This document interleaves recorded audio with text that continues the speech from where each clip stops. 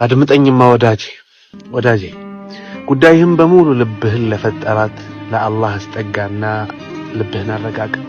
ምክንያቱም ልብ የምትረጋጋው ጉዳዩን በሙሉ ለአላህ ስታስረክብ ለፈጠራት የሚያስደስታትን የሚያሳዝናትን ለሚያቅላት ጌታ ጉዳዩን ስትረጋጋለች።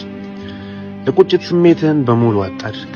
ምናልባት ህይወት ላይ ብዙ ፈልገህ ሊሆን ይችላል፣ ብዙ አቅደህ ሊሆን ይችላል፣ ብዙ መምጣታቸውን የተጠባበቅካቸው ብዙ ህልሞች ይኖርሃል። ግን እነዛ ህልሞች ከእጅህ ወጥተው አምልጠውሃል፣ አሊያም ፈልገሃቸው አጣሃቸዋል። የምትወዳቸው ወዳጅ ናቸው ብለህ ያሰብካቸው ወንድሞች ርቀው ካንተ ሸሽተው ሊሆን ይችላል። እነዛ ሁሉ ግን አላህ ተባረከ ወተዓላ ላንተ የተሻለ መልካም ሊቀይርልህ ከህይወት ያስወገዳቸው ናቸው።